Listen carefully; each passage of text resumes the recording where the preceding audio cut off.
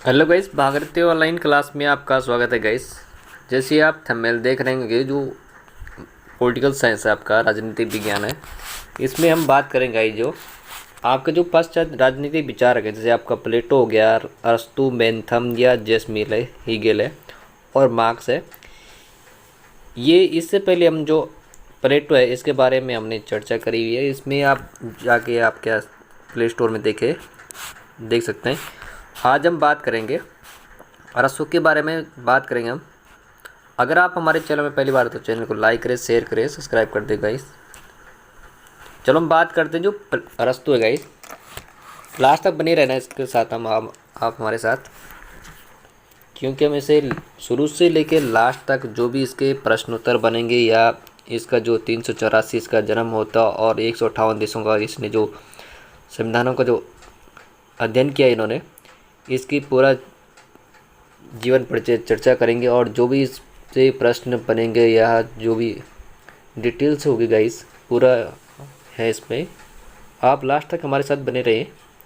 चलो हम बात करते हैं इसकी जो अरस्तु है। ये अरस्तु होता है जो गाइस, इसका जन्म कहाँ होता है? जो इसका जन्म होता है गाइस, कब होता है इसका जन्म? इसका जब थोड़ी सी सुनिए गाइस, हम जो चर्चा करेंगे से 384 ईस्वी में क्या होता है, अरस्तु का जन्म होता है। कितना? 384 ईस्वी पूर्व इसका क्या होता है, अरस्तु का जन्म होता है। और ये मकदूनिया स्टेगिरा नामक जो स्थान है गाइस आपका, ये कहाँ पे आपका होता है, जो वो प्लेटो से शिक्षा ग्रहण करता है, ग्रहण कर से आया था ये। और परंतु कहा जाता है शीघ्र ही उसका जो शिष्य बन गया था। और जो प्लेटो है गाइस, इसकी मृत्यु के बाद वह क्या होता है, अकादमी का अध्यक्ष बनता है। और इसीलिए कहा जाता है एशिया माइनर, ध्यान रखना एशिया माइनर या हर्निया और ईरान, ये कहाँ चला गया? ये चला गया एशिया, इमरान या हर्निया बोले थे, ईरान चला गया था। वहाँ के जो शासक थे हर्निया ने इसका जो स्वागत किया था। जो वहाँ के जो शासक था, ध्यान रखना जो कौन था वहाँ का शासक, वहाँ का जो शासक था, ध्यान रखना आपका, हर्निया था जो, उन्होंने क्या था करा, इसका स्वागत किया था। और अपनी दस्तक पुत्र का विवाह क्या होता, जो दस्तक पुत्री का जो का था इनका जो विवाह होता है उसके साथ कर दिया जाता है। कहते हैं कि जो अरस्तु है इसने 158 देशों का जो क्या है, 158 देश, ध्यान रखना, जो 158 देशों क्या करा था इसने तुलनात्मक अध्ययन किया था अरस्तु ने। कहा जाता है वहाँ का जो शासन व्यवस्था या व्यवहारिक अध्ययन भी इन्होंने प्राप्त किया था अरस्तु ने। कहा जाता है जो अरस्तु था उसने 158 देशों का संविधान का अध्ययन किया था। और जो अरस्तु है उसका जो सिकंदर, जो क्या जो अरस्तु है उसका जो शिष्य है गाइस, ध्यान रखना, जो अरस्तु है उसका शिष्य कौन सा, सिकंदर, ध्यान रखना, जो अरस्तु है उसका शिष्य होता है सिकंदर। सिकंदर जब सिकंदर था, जब क्या था, जब विश्व विजेता बना था, तो सिकंदर था उसकी उस टाइम में क्या होती, इसकी मृत्यु हो जाती। कहा जाता अरस्तु को भी यूनान छोड़ना पड़ा था उस टाइम। और 322 ईस्वी पूर्व, ध्यान रखना 322 ईस्वी पूर्व, 322 ईस्वी पूर्व उसकी क्या हो जाती, मृत्यु हो जाती। कहा जाता जो अरस्तु था इसके पिता का नाम, ध्यान रखना, निकोमाचास था। और जो परंतु उसके जो पिता की मृत्यु होती है वो कब हो जाती, जब वो छोटा था, जब बचपन में क्या हो जाती है, अरस्तु के पिता की मृत्यु हो जाती है। और इसी को जो देखभाल करता है गाइस, ध्यान रखना, जो अरस्तु होता है इसको जो देखभाल करने वाला होता है, ये ध्यान, प्रोक्सेनस होता है। इन्होंने इसकी देखभाल करी थी, किन्होंने की थी, ध्यान रखना, प्रोक्सेनस ऑफ स्टेनस ने इनकी क्या करी थी, देखभाल करी थी अरस्तु की। चलो हम बात करते हैं, शुरू से कर देंगे गाइस। अब यहाँ डिटेल पे आते हैं हम इसके, जो अरस्तु है, ध्यान रखना, जो अरस्तु है गाइस, इसका जो जन्म होता है गाइस, कब होता है, जो जन्म होता है इसका 384 पूर्व क्या उसका इसका जन्म होता है। वो जन्म कहाँ होता है, मकदूनिया स्टेगिरा नामक स्थान पे अरस्तु का जन्म होता है। ध्यान रखना, अरस्तु होता है जो उसका जन्म 384 से पूर्व होता है। और कहाँ होता है, मकदूनिया में होता है। और कहाँ पे, स्टेगिरा नामक स्थान पे, वो भी कहाँ है, अफ्रीका में। ध्यान रखना, कहाँ पे, ये अफ्रीका नामक स्थान पे इसका जन्म होता है। इससे पहले मैंने बताया था आपका। नेक्स्ट बात करते हैं जो अरस्तु है, इन्होंने इसके जो अरस्तु है इसके पिता का जो पिता थे ये चिकित्सक थे। ध्यान रखना, कहा जाता है जो अरस्तु है इसके पिता कौन थे, ये थे चिकित्सक थे। और अरस्तु 18 वर्ष की अवस्था में प्लेटो की शिष्या जो प्लेटो है प्लेटो की सस्ता अकेडमी में प्रवेश लिया था इन्होंने। किसने? अरस्तु ने। कहा जाता लगभग 20 वर्षों तक उन्होंने अध्ययनरत रहे थे वहाँ पे, जब तक कि प्लेटो की मृत्यु नहीं हो गई थी। तब तक क्या करा था इन्होंने वहाँ पे क्या करा था, शिक्षा ग्रहण की थी अरस्तु ने। नेक्स्ट में करते हैं बात, अरस्तु जो था वह अकेडमी का सबसे बुद्धिमान व्यक्ति था। कहा जाता जो प्लेटो है उसकी जो अकेडमी थी वहाँ पे एक सबसे जो बुद्धिमान लड़का था वह था कौन था अरस्तु। कहा जाता वह अकेडमी का सबसे बुद्धिमान व्यक्ति था। और अरस्तु ने प्लेटो की संस्था छोड़ने के बाद अपने मित्र हर्मिजिया के बुलाने पर ईरान पार्शियन एशिया में मायनर चला गया था। कुछ समय बाद एथेंस के राजा, ध्यान रखना, कुछ समय बाद एथेंस के जो राजा था फिलिप्स, ध्यान रखना, फिलिप्स के बुलाने पर वह क्या पुनः एथेंस आ जाता है। कहाँ? एथेंस आता है। और महान जो शासक था सिकंदर का गुरु बना था। अगर बात करें गाइस, इसी दौरान क्या होता है जो अरस्तु होता है, इसी दौरान क्या होता है कि अरस्तु ने लीसियम नामक विश्वविद्यालय की स्थापना की थी। किसने की थी? अरस्तु ने। विश्वविद्यालय की इन्होंने क्या करी थी, स्थापना की थी इन्होंने। और दंतों ने क्या था, दंते ने अरस्तु को बुद्धिमान का गुरु माना था। जो दंते थे इन्होंने अरस्तु को क्या माना था, बुद्धिमानों का गुरु माना था।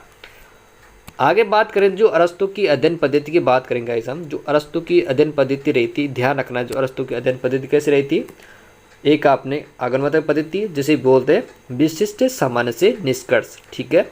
नेक्स्ट आपका कौन था पर्यवेक्षणशाली पद्धति, और तीसरी थी आपका तुलनात्मक पद्धति, और चौथी आपका स्वर्णिमिक अध्ययन पद्धति, और चौथा था आपका सदेशीय पद्धति, ठीक है। ये इन्होंने अध्ययन पद्धति रही थी अरस्तु की। बात करें अरस्तु है जो उनकी रचनाएं के बारे में हम बात करते हैं।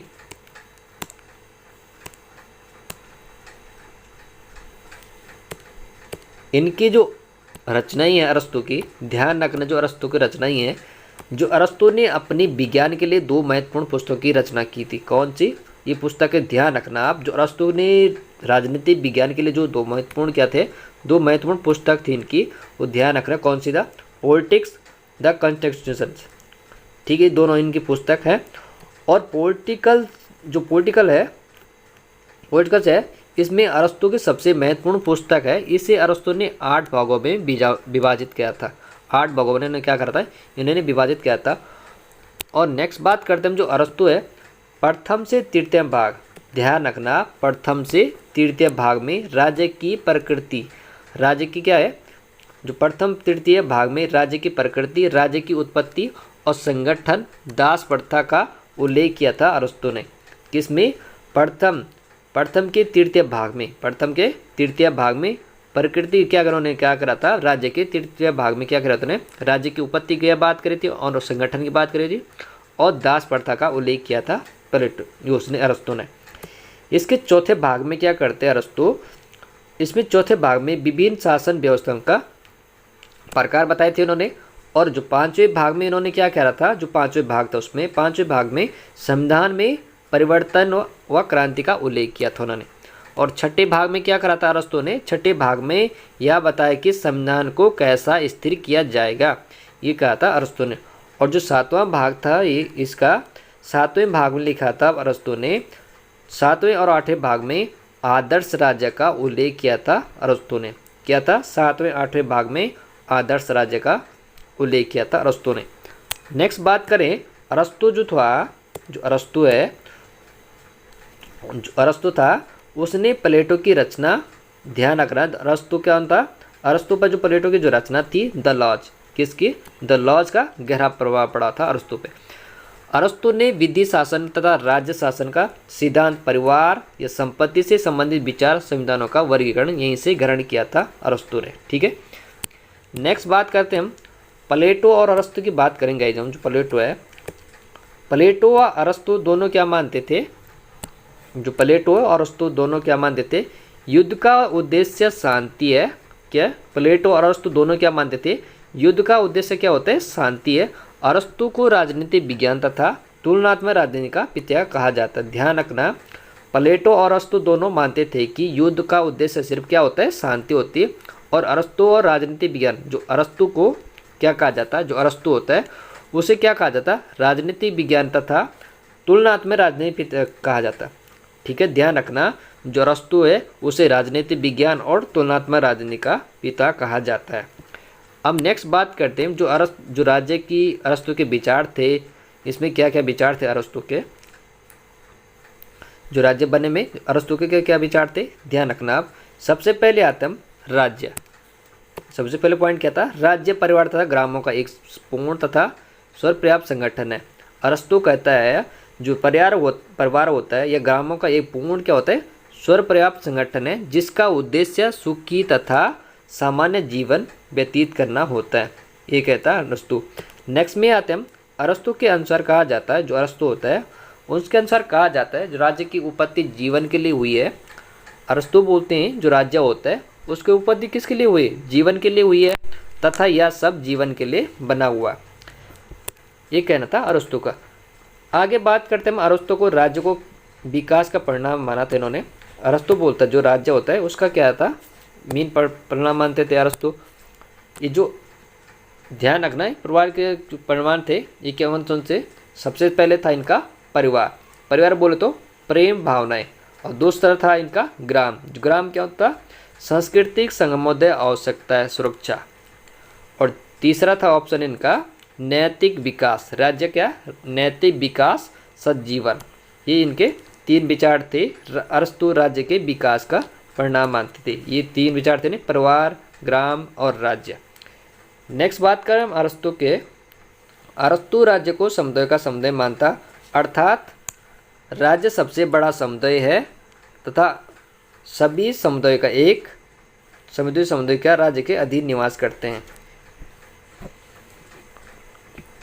ध्यान रखना कि अरस्तु राज्य को समुदाय का समुदाय मानता, अर्थात राज्य सबसे बड़ा समुदाय है, यह राज्य अन्य सभी समुदाय का राज्य के अधीन निवास करते हैं, ये कहना था अरस्तु ने। नेक्स्ट बात करते हैं, अरस्तु के अनुसार राज्य व्यक्ति का पूर्णगामी है। क्या बोलते हैं, अरस्तु कहता है जो राज्य होता है वो व्यक्ति का कैसा है, पूर्णगामी है।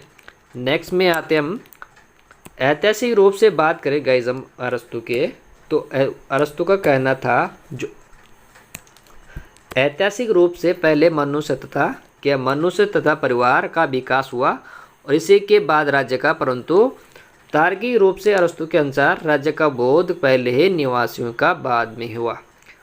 और नेक्स्ट में बात करते हैं अरस्तु राज्य के स्वयं सिद्धांत पर विश्वास रखता है। इसका तात्पर्य है कि जो राज्य का एक सजीव के समान है जिसके विभिन्न अंग हो सकते हैं।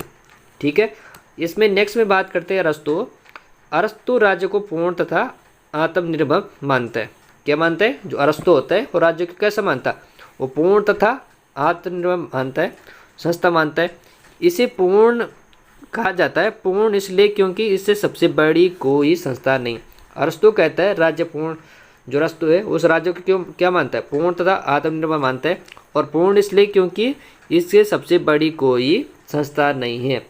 आत्मनिर्भर इसलिए क्योंकि यह मानव समुदाय का जो क्या होता है, जो समुदाय का क्या होता है, सभी आवश्यकताएं पूरी करता है। एक मानना था अरस्तु का। बात करें अरस्तु की जो परिवार में इसके विचार कैसे थे, अरस्तु के परिवार क्यों माना था। अरस्तु ने बोला था, जो अरस्तु था उसने कहा था जो परिवार होता है वो सामाजिक जीवन की प्रथम पाठशाला है। क्या था, अरस्तु का मानना था जो परिवार होता है वो सामाजिक जीवन का क्या है, सामाजिक जीवन के क्या है, सामाजिक जीवन की प्रथम पाठशाला है।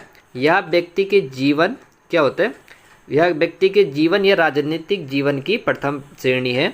अरस्तु के अनुसार परिवार एक प्राकृतिक संस्था है और अरस्तु ने पितृसत्तात्मक परिवार में विश्वास रखते थे। किस में रखते थे अरस्तु विश्वास, पितृसत्तात्मक परिवार में विश्वास रखते थे अरस्तु। अरस्तु के परिवार में 3 प्रकार के संबंधों की बात कही गई थी।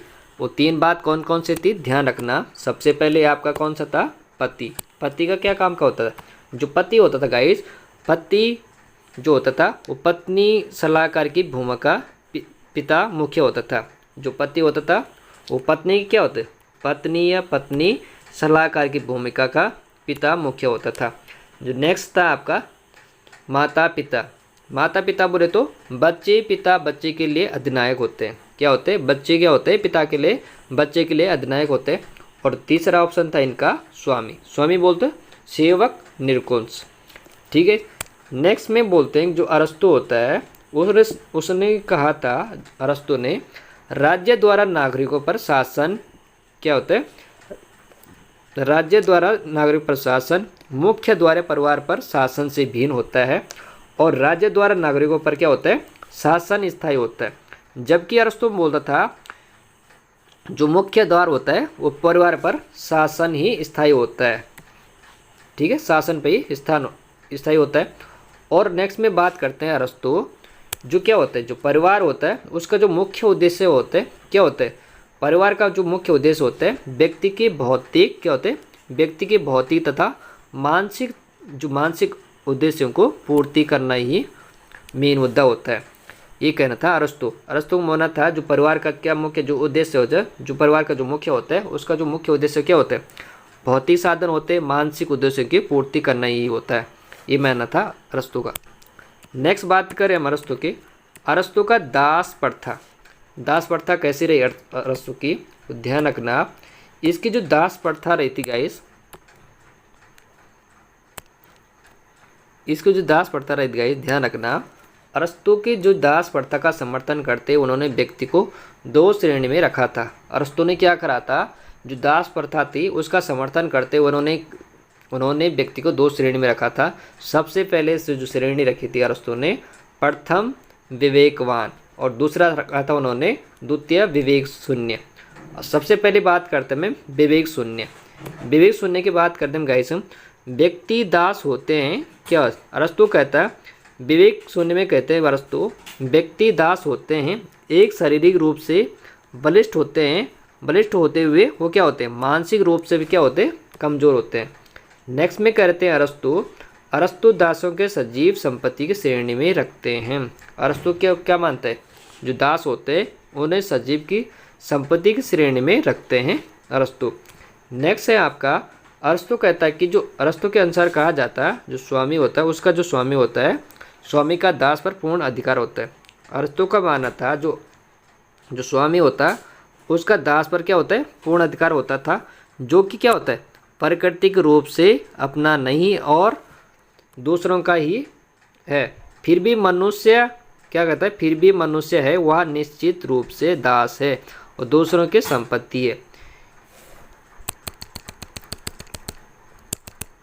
ये कहना था अरस्तु ने अनुसार जो स्वामी का दास पर पूर्ण अधिकार होता है जो प्रकृति रूप से अपना नहीं है और दूसरों का है। फिर भी मनुष्य वही निश्चित रूप से दास है जो दूसरों की संपत्ति है। ये मानना था अरस्तु का। अरस्तु ने दासों को दो भागों में बांटा था। ध्यान रखना, अरस्तु ने जो क्या करा था, दास थे उन्होंने क्या करा था, दासों को दो भागों में बांटा था। और दो भाग कौन कौन से थे, सबसे पहले आपका प्राकृतिक दास। प्राकृतिक दास कौन होते थे, जो विवेक शून्य होते थे। ध्यान रखना, जो प्राकृतिक दास थे अरस्तु के अनुसार वो थे विवेक शून्य। और नेक्स्ट जो थे दूसरे दास वैधानिक दास। वैधानिक दास सिर्फ किसने बोलते थे, जो बुद्धि बंदी होते थे। अब बात करते हैं हम अरस्तु के। अरस्तु कहते थे कि यूनानियों को दास नहीं बनाया जाता। अरस्तु का मानना था जो यूनानी लोग होते हैं उन्हें दास नहीं बनाया जा सकता। और आगे बात करते हैं अरस्तु ने यूनानी श्रेष्ठता में विश्वास रखते हैं। उनका मानना है कि उत्तर में स्थित यूरोपीय चपल सक्रिय तथा ताकतवर होते हैं, दक्षिण में स्थित एशियाई लोग आलसी होते हैं किंतु विचारशीला दार्शनिक होते हैं, जबकि यूनानी लोग के मध्य निवास करते हैं। इसमें से दोनों गुण पाए जाते हैं। आगे बात करते हैं अरस्तु की। अरस्तु का कहना था कि जो दास प्रथा होती है, जो अरस्तु है वो दास प्रथा का कैसे मानता था। अरस्तु का मानना था कि जो दास प्रथा होती है वो कैसे होती थी, वो प्राकृतिक होती थी। यह नियम है कि श्रेष्ठ लोग ही अधीनों पर शासन करें। अरस्तों का मानना था कि जो दास प्रथा होती है वो प्रकृति है। यह नियम क्या होता है, श्रेष्ठ लोगों से अधीन पर शासन करे, ये कहना था अरस्तों का। आगे बात करते हैं अरस्तों का तर्क था कि जो दास प्रथा से स्वामी क्या होता है, जो दास प्रथा होती थी उसमें क्या होता है, जो स्वामी के लिए शासन कार्य में भाग लेने हेतु समय की बचत होती थी। आगे बात करते हैं अरस्तों का तर्क था कि जो मालिक के अधीन रहकर दासों में नैतिकता तथा गुणों का विकास होता है। ठीक है, मालिक के अधीन रहकर क्या होता है, दासों में नैतिकता गुण का विकास होता है, ये मानना था अरस्तु का। बात करें बर्गर ने कहा था जो अरस्तु ने दास प्रथा को मानवीय बनाने का प्रयास किया था। कहा जाता मानवीय अरस्तु ने ये कहा जाता है, स्टेटमेंट किसने दिया था कि जो दास तथा अरस्तु ने दास प्रथा को मानवीय बनाने का प्रयास किया था। ये किसने स्टेटमेंट दिया था, ध्यान रखना, ये दिया था बर्गर ने कहा था अरस्तु ने दास प्रथा को मानवीय बनाने का प्रयास किया था। आगे बात करते हैं अरस्तु के अनुसार कहा जाता है आवश्यकताएं नहीं है कि दास का पुत्र दास होगा। ध्यान रखना, ये किसका स्टेटमेंट दिया था, या अरस्तु ने स्टेटमेंट दिया था कि आवश्यक ही नहीं कि दास का पुत्र ही दास होगा, एक दिया था स्टेटमेंट अरस्तु ने। आगे बात करें अरस्तु के अनुसार दासों का केवल घरेलू कार्यों में लगाया जाएगा, उत्पादन कार्यों में नहीं, ये कहना था अरस्तु कहता था जो दास होते थे उन्हें केवल घरेलू काम में ही लगाया जाएगा और उत्पादन कार्य में ही लगाया जाएगा। आगे करते हैं अरस्तु बात करते हैं यदि दासों में विवेक का विकास हो जाता है। अरस्तु कहते हैं यदि दासों में विवेक का विकास हो जाता तो उन्हें मुक्त कर दिया जाएगा, ये कहना था अरस्तु का। अरस्तु के अनुसार बुद्धि बंदियों के दास नहीं बनाया जा सकता है। अरस्तु कहता जो लोग बुद्धिजीवी होते थे उन्हें दास नहीं बनाया जा सकता, ये कहना था अरस्तु का। आगे बात करें अरस्तु को जो संपत्ति पर विचार थी, इन्होंने संपत्ति पर कैसे विचार दिए थे अरस्तु ने, इन ध्यान रखना, अरस्तु के संपत्ति पर विचार दिए थे इन्होंने। अरस्तु ने प्लेटो को जो विपरीत संपत्ति रखने का अधिकार समर्थन किया था। अरस्तु कहते हैं जो प्लेटो की जो विपरीत क्या होती संपत्ति थी उन्हें रखने का अधिकार का समर्थन किया था उन्होंने, अरस्तु ने। और संपत्ति से व्यक्ति में क्या होते नैतिक का विकास होता है। अरस्तु का मानना था जो व्यक्ति होता है संपत्ति से व्यक्ति में नैतिक का विकास होता है और दैनिक जीवन की आवश्यकताओं की पूर्ति होती है। और व्यक्ति के लिए क्या होता है व्यक्ति द्वारा राज्य में योगदान किया जाता, ये मानना था अरस्तु का। आगे बात करते हैं हम अरस्तु ने संपत्ति के दो भागों में विभाजित किया था। क्या किया था, जो अरस्तु था उसने संपत्ति को दो भागों में विभाजित किया था। सबसे पहले सजीव संपत्ति, दूसरे थे आपका निर्जीव संपत्ति। सबसे पहले बात करते हैं हम अरस्तु की, तो अरस्तु ने संपत्ति के अर्जन के लिए श्रम किया जाना अनिवार्य बताया था। अरस्तु कहना था जो संपत्ति है उसको पाने के लिए क्या करना चाहिए, सबसे पहले श्रम का क्या जाना चाहिए अनिवार्य बताया था उन्होंने। और संपत्ति ऐसी होनी चाहिए जिससे समाज में प्रतिष्ठा बढ़े और राज्य द्वारा संरक्षण उचित व्यवस्था हो। आगे बात करें अरस्तु के अनुसार ब्याज बिलोचिया द्वारा उत्पन्न धन, व्यापार द्वारा धन और जो उत्पादन द्वारा धन या चोरी या अन्य गलत साधनों द्वारा उत्पन्न धन सही नहीं होता। अरस्तु को मानना था जिस प्रकार ब्याज और बिचौलियों द्वारा उत्पन्न धन या व्यापार द्वारा धन या चोरी द्वारा किया गया धन, ये गलत साधनों द्वारा उत्पन्न किया धन सही नहीं होता है। इसका इन्होंने स्टेटमेंट का समर्थन नहीं किया था अरस्तु ने। आगे बात करते हैं अरस्तु के अनुसार संपत्ति का महत्व उसके उद्देश्य से होना चाहिए, अर्थात उद्देश्य सुखी कल्याणकारी होना चाहिए।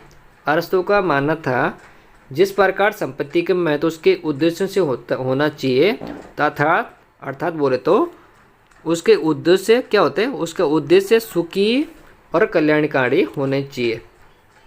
आगे बात करते हैं अरस्तु के अनुसार कहा जाता है जो संपत्ति होती, संपत्ति क्या एक साधन है।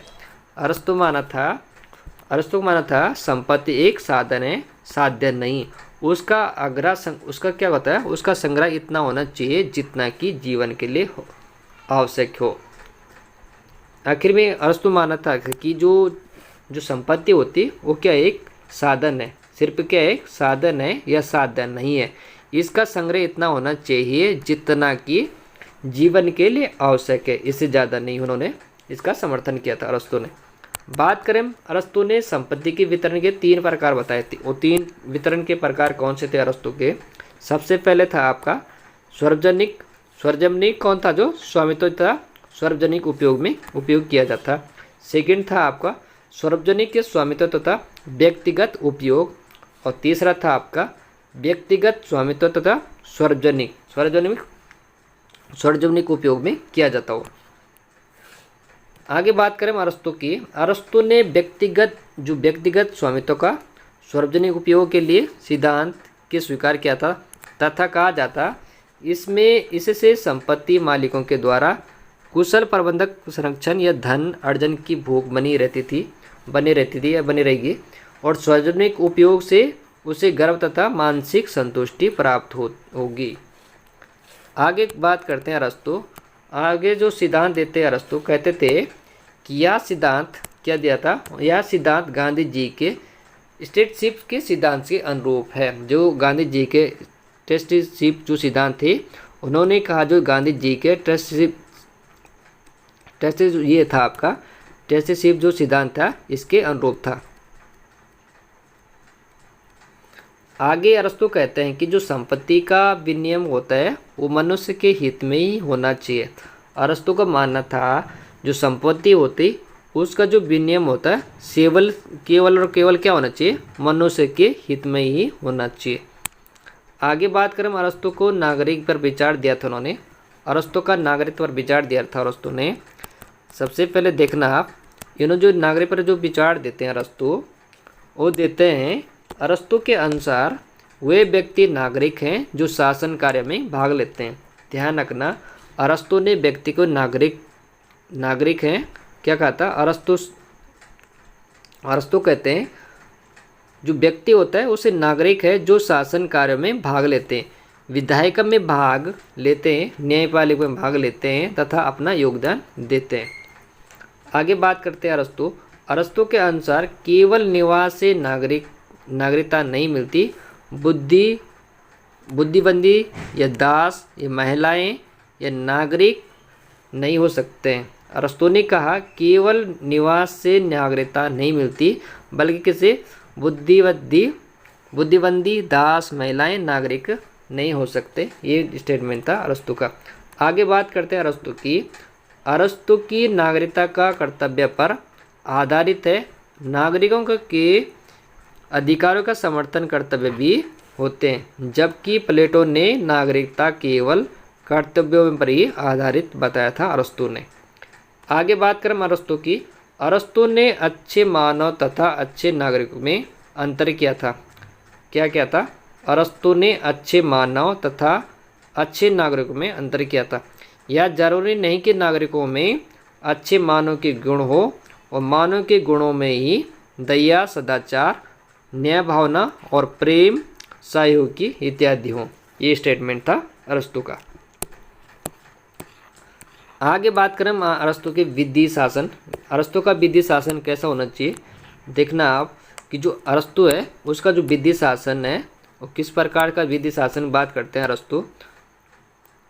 पहले बात करते हैं प्लेटो ने दार्शनिक राजा का विवेक को विधि उच्चतर स्थान दिया था, परंतु अरस्तु ने पूर्णतः विधि द्वारा शासन स्वीकार किया था। ठीक है, अरस्तु ने कहा था कि जो दार्शनिक राजा होते हैं उनमें क्या होते हैं, विवेक और विधि से उच्चतर स्थान दिया जाता है, जबकि अरस्तु ने पूर्णतः विधि द्वारा शासन को स्वीकार किया था अरस्तु ने। आगे बात करें अरस्तु के अनुसार अरस्तु के अनुसार कहा जाता है जो कानूनों को क्या थे, कानून के युगों में संचित अनुभव में बुद्धिमत्ता का साकार रूप है। यही सामाजिक बुद्धिमत्ता का ही है, किसी व्यक्ति विशेष की नहीं है। आगे अरस्तु ने कहा था जो संविधान होता है क्या होता है, संविधान तथा सरकार कानून के अनुसार होना चाहिए, जबकि अरस्तु ने संविधान राज्य तथा समाज के अंतर नहीं करते थे अरस्तु। नेक्स्ट स्टेटमेंट दिया था अरस्तु ने। अरस्तु के अनुसार कहा जाता है कानून का स्रोत क्या होता है, राजा विवेक नहीं वरना कानून निर्माता विधायक से होनी चाहिए। अरस्तु का मानना था जो कानून का क्या होता है स्रोत होता है उसे क्या होता है राजा का विवेक नहीं होना चाहिए वरना कानून निर्माता विधायक होने का चाहिए थे। आगे बात करें अरस्तु की। अरस्तु ने कानून ये स्थायी व्यवस्था नहीं है बल्कि अपरिहार्य तथा अस्थायी है। आगे सुने दिया था स्टेटमेंट अरस्तु ने। अरस्तु के अनुसार वासना रहित विवेक ही कानून है। अरस्तु ने क्या कहा था कि वासना रहित विवेक ही कानून है, ये स्टेटमेंट था अरस्तु का। अरस्तु का न्याय सिद्धांत पे बात करें तो न्याय सिद्धांत पे बात क्या किया था अरस्तु ने न्याय को सामाजिक तथा अधिकारों से युक्त बताया। अरस्तु ने क्या कहा था जो न्याय होता है न्याय को सामाजिक तथा अधिकारों से युक्त बनाया था। अरस्तु के अनुसार अरस्तु के अनुसार क्या कहा जाता है, न्याय राज्य द्वारा वितरण पर आधारित है। जो न्याय होता है वो क्या होता है राज्य द्वारा वितरण पर आधारित होता है। और अरस्तु का जो न्याय वितरण कैसा था, ध्यान रखना अरस्तु का न्याय वितरणात्मक न्याय है। जो अरस्तु का न्याय कहता है वो कैसा था, वितरणात्मक न्याय था अरस्तु का। आगे बात करें अरस्तु का जो न्याय थे वो दो भागों में विभाजित किए थे। वो दो भाग कौन थे जिसमें विभाजित किए थे, सबसे पहले आपका सामान्य न्याय।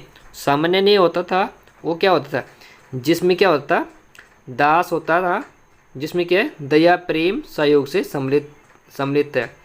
ध्यान रखना अरस्तु के दो भागों में विभाजित किया था। अरस्तु को जो वितरणात्मक न्याय कितना है, अरस्तु ने वितरणात्मक न्याय का समर्थन किया था। अरस्तु ने क्या किया था दो भागों में इसे विभाजित किया था।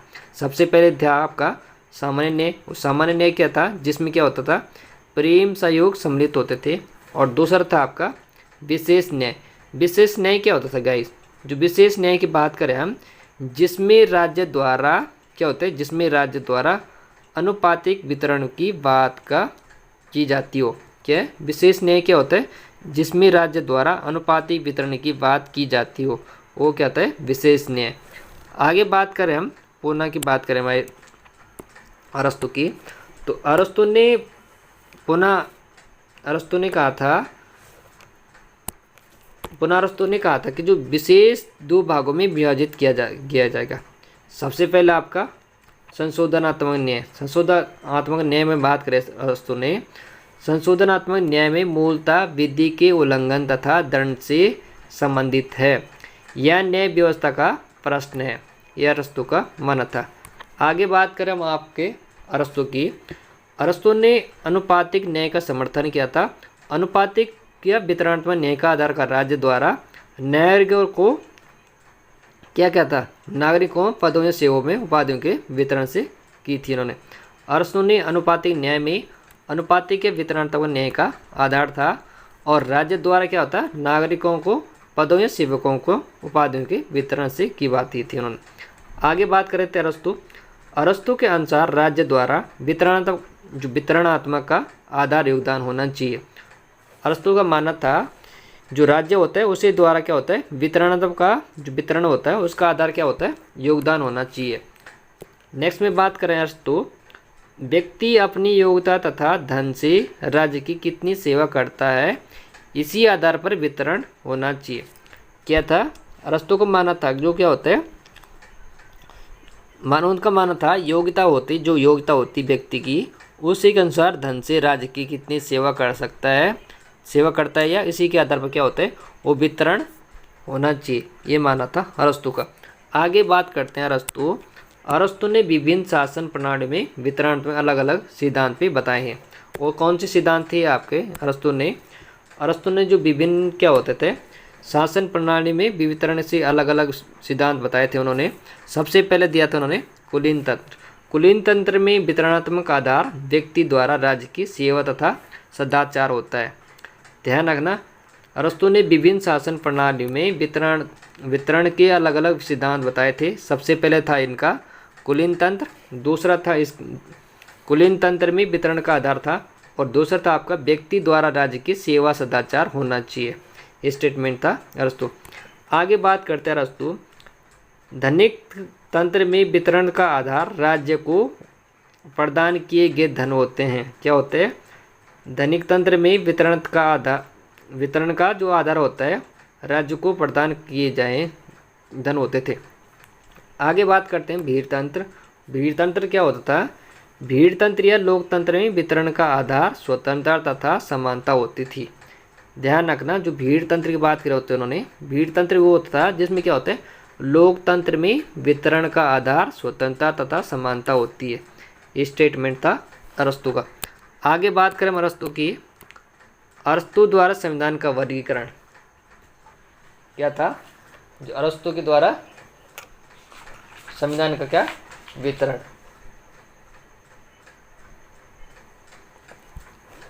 संविधान का वितरण की बात करेंगे इस अरस्तु की। इन्होंने क्या कहा था? गार्नर के अनुसार अरस्तु संविधान तथा सरकार के अंतर नहीं करता।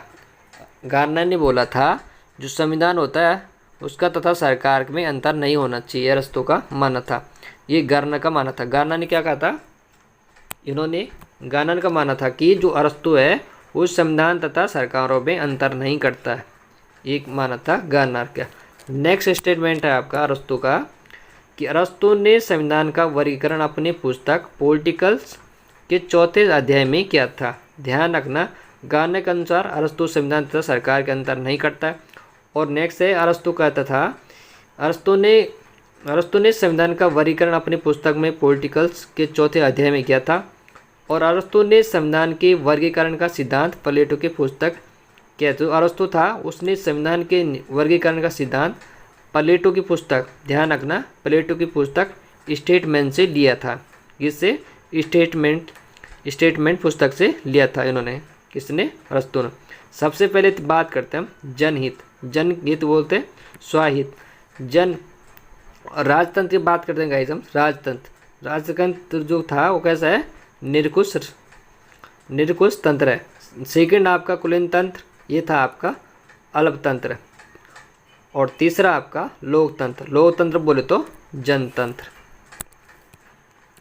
आगे बात करें गाइस आपकी, तो अरस्तु ने राजतंत्र को शासन का युद्ध रूप बताया और स्वतंत्र का विकृति निरकुश तंत्र था।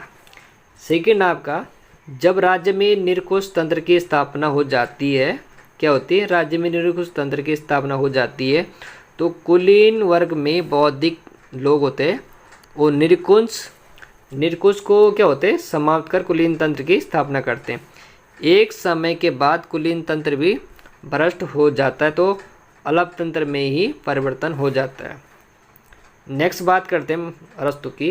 अरस्तु ने अल्पतंत्र के विरुद्ध कोई लोकप्रिय नाता स्वतंत्रता और समानता के नाम पर ही क्या इन्होंने क्रांति करता है। और जनता की सहायता से संविधान को परिवर्तित करके लोकतंत्र की स्थापना करता है। इसकी नेक्स्ट स्टेटमेंट आते हैं अरस्तु की। अरस्तु समय के साथ क्या होता है? समय के साथ लोकतंत्र भी प्रकट हो जाता है और भीड़ तंत्र में परिवर्तित हो जाता है। नेक्स्ट बात करते हैं अरस्तु। पुनः भीड़ तंत्र में से किसी व्यक्ति को समस्याओं से निजात दिलाने के लिए राजा की नियुक्ति की जाती है। क्या होता है? पुनः भीड़ तंत्र होती है उसकी जो क्या होते हैं, किसी व्यक्ति को समस्याओं को क्या होते हैं, जो किसी व्यक्ति के जो समस्या होते उसको निजात दिलाने के लिए क्या होता है? राजा की नियुक्ति की जाती है। और जब नियुक्ति की जाती है तो राजतंत्र की वापसी हो जाती। इसी प्रकार कहा जाता है अरस्तु के संविधान का चक्र पूर्ण हो जाता है। कहा जाता है जो अरस्तु होते हैं उसके संविधान का पूर्ण क्या होता था? जो पूर्ण संविधान का चक्र क्या होता था? पूर्ण हो जाता है। नेक्स्ट बात करें हम। अरस्तु ने लोकतंत्र को सबसे अच्छा शासन मानता था। क्या जो अरस्तु था वो मानता था, क्या मानता था अरस्तु मानता था जो लोकतंत्र का सबसे अच्छा शासन माना था। इसे मिश्रित संविधान भी कहा जाता है। पॉलिटिक्स कुलीनतंत्र तथा लोकतंत्र का मिश्रण पाया जाता है। पॉलिटिकल्स में संख्याओं तथा विवेक दोनों का मिश्रण होता है। यह क्या होता है? मूलतः वर्ग का शासन है। नेक्स्ट बात करते हैं हम अरस्तु का क्रांतिकारी सिद्धांत क्या थे इसके? अरस्तु के, ध्यान रखना, जो अरस्तु के क्रांतिकारी सिद्धांत थे, सबसे पहले बात करते हैं अरस्तु के कारण के सिद्धांत की। अरस्तु के अनुसार संविधान के सरकार में होने वाला कोई भी परिवर्तन क्रांति कहलाता है। क्या होता है?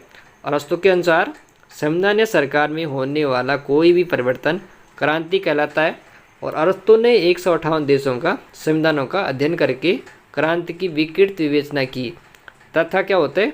क्रांति के कारणों में निवारण में व्यापक चर्चा की जाती है। नेक्स्ट बात करें हम गाइज अरस्तु की, तो अरस्तु ने क्रांति के क्या होते हो, जो अरस्तु है उसने क्रांति के कारण को 2 भागों में विभाजित किया था। वो 2 भाग कौन से थे? सबसे पहले बात करते हैं सामान्य कारण। सामान्य कारण क्या था अरस्तु के? जो सामान्य कारण थे अरस्तु के, जो सभी प्रकार के शासन व्यवस्था में पाई जाती है और असमानता समाज में व्यक्त होते हैं, वो क्रांति का सबसे महत्वपूर्ण कारण होता है। अरस्तु के अनुसार कहा जाता है असमानता ही क्रांति जन्य है। क्या होता है? अब बात करेंगे हम पुनः भीड़ तंत्र। जो पुनः भीड़ तंत्र की बात करेंगे, जो पुनः भीड़ तंत्र होता है वो क्या होता था? बात करें पुनः भीड़ तंत्र की, तो भीड़ तंत्र में क्या होता है? किसी व्यक्ति को समस्याओं से निजात दिलाने के लिए राजा की नियुक्ति की जाती है तथा राजतंत्र की वापसी होती है। इसी प्रकार अरस्तु का संविधान का चक्र पूर्ण हो जाता है। आगे बात कर रहे हैं अरस्तु की। अरस्तु लोकतंत्र को सबसे अच्छा शासन मानता, इसी मिश्रण के संविधान भी कहा जाता है। और पॉलिटिकल्स में कुलीनता तथा लोकतंत्र का मिश्रण भी किया जाता है। नेक्स्ट आते हैं हम नेक्स्ट में पॉलिटिकल्स में संख्या तथा विवेक दोनों का मिश्रण होता है। क्या होता है? जो पॉलिटिकल्स होते हैं उसमें क्या होता है? संख्याओं तथा विवेक दोनों का मिश्रण होता है। यह मूलतः क्या होता है? मध्यम वर्ग का शासन है। कैसा? मध्यम वर्ग का शासन है। आगे बात करें अरस्तु की। अरस्तु का जो क्रांति सिद्धांत है वो कैसे कैसे रहे थे अरस्तु के, ध्यान रखना। अब क्रांति की बात करें अरस्तु की, उनके सिद्धांत की, सबसे पहले आपका अरस्तु के अनुसार संविधान या सरकार में होने वाला कोई भी परिवर्तन क्रांति कहलाती। क्या था? अरस्तु का मानना था कि संविधान या सरकार में संविधान या सरकार में होने वाला कोई परिवर्तन क्रांति कहलाता। नेक्स्ट है अरस्तु ने 158 देशों के संविधानों का अध्ययन किया था। कितना?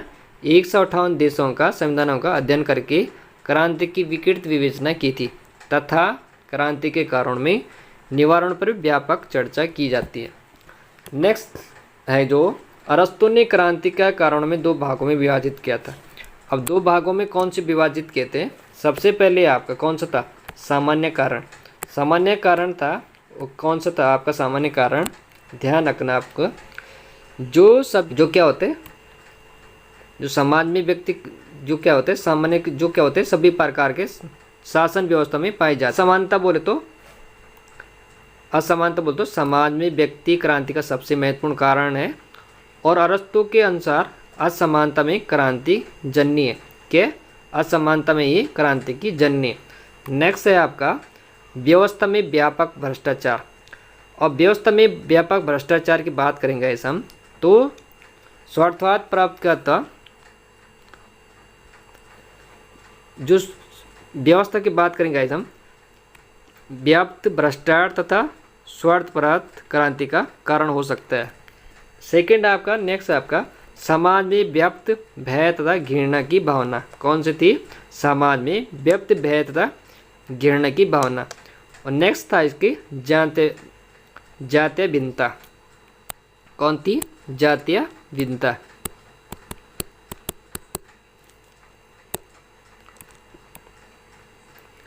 अब बात करते हैं अरस्तु की विशेष कारण क्या थे आपके।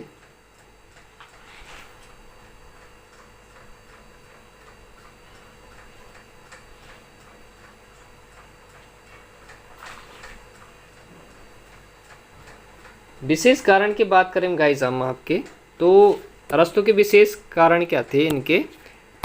अरस्तु ने अलग अलग शासन व्यवस्थाओं की क्रांति के अलग अलग कारण बताए थे। सबसे पहले था इनका प्रजातंत्र में कोई लोकतंत्र क्या था आपका जो प्रजातंत्र होते उसमें कोई लोकप्रिय नेता होता था, जो क्या होते लोकप्रिय नेता होता था। वो जनता को शासन के खिलाफ विद्रोह करने के लिए उकसाता था। क्या था जो जनता के खिलाफ क्या होता था उसे उकसाता था। ये लोकप्रिय नेता तथा सत्ता प्राप्त करने का प्रयास करता था। सब इन्होंने स्टेटमेंट क्या दिया था, जो प्रजातंत्र में कोई भी लोकप्रिय नेता जनता को शासन के खिलाफ विद्रोह करने के हेतु उकसाता है तथा लोकप्रिय नेता सत्ता प्राप्त करने का प्रयास करता है। नेक्स्ट स्टेटमेंट दिया था इन्होंने धनिक तंत्र में क्या होता है, अभिजात वर्ग होते हैं, अभिजात वर्ग के बीच आपसी विवाद या गुटबंदी या क्रांति का कारण हो सकता है। नेक्स्ट स्टेटमेंट दिया था उन्होंने राजतंत्र में जनतंत्र क्या होते हैं, राजतंत्र में जन आंदोलन क्या होता है, राजतंत्र में जन आंदोलन तथा शासकों के मध्य मतभेद क्रांति का कारण हो सकता है। इन्हें रोकने के कुछ उपाय बताए थे अरस्तु ने। ध्यान रखना, इन्हें रोकने कौन से उपाय बताए थे उन्होंने, सबसे पहले ध्यान रखना इन्हें रोकने के लिए उपाय बताए थे उन्होंने कौन से। सबसे पहले आपका माध्यम वर्ग का शासन होना चाहिए। कैसे, जो माध्यम लोग जो होते हैं उनका शासन होना चाहिए। दूसरा दिया था उन्होंने कानून का शासन होना चाहिए। कौन सा, कानून का शासन होना चाहिए। तीसरा था आपका शासकों व्यवहार जनता के प्रति अच्छा होना चाहिए। कैसे, जो शासक होते हैं उनका क्या व्यवहार होना कैसे होना चाहिए, जनता के प्रति अच्छा होना चाहिए। और चौथा था इनका कौन सा, संपत्ति के वितरण में समानता हो। और पांचवा था इनका शिक्षा का आधार सद्गुण होना चाहिए। क्रांति के रोकने के उपाय दिए थे अरस्तु ने। कौन कौन से 5 उपाय दिए थे अरस्तु ने। सबसे पहले थे आपका कौन सा था, माध्यम वर्ग का शासन होना चाहिए। दूसरा आपका कानून का शासन होना चाहिए। और तीसरा था शासकों का व्यवहार जनता के प्रति अच्छा होना चाहिए। और चौथा तो स्टेटमेंट दिया था उन्होंने संपत्ति के वितरण में समानता होनी चाहिए। और छठा था आपका जो पांचवा था लास्ट आपका शिक्षा का आधार जो होना चाहिए कैसे होना चाहिए, सद्गुण होना चाहिए। आगे बात करते हैं इसकी एपिक्यूरियंस। इन्हें माना था कि सुख ही मानव का जीवन का लक्ष्य है। क्या है, इन्होंने माना था सुख ही मानव को जीवन का लक्ष्य है। नेक्स्ट आपका मनुष्य एक स्वार्थी प्राणी है। क्या, मनुष्य एक स्वार्थी प्राणी है। नेक्स्ट दिया था उन्होंने इन विचारों ने आध्यात्मिक जीवन के बजाय लौकिक जीवन को महत्व दिया। नेक्स्ट दिया था उन्होंने इन विचारों ने सार्वजनिक जीवन का उपेक्षा की बात की थी। नेक्स्ट स्टेटमेंट दिया था उन्होंने स्टोइक्स के विचार दिया था उन्होंने। इसमें सेनेका, सिसरो, पोलिबियस आदि विचार कर सम्मिलित हैं। उन्होंने कहा था कि सुख के आध्यात्मिक रूप पर बल दिया था जो ईसाई धर्म के अनुरूप होते हैं। नेक्स्ट दिया था उन्होंने इन विचारकों ने मानवीय समानता पर बल दिया था। कौन से दिया था, मानवीय समानता पर बल दिया था।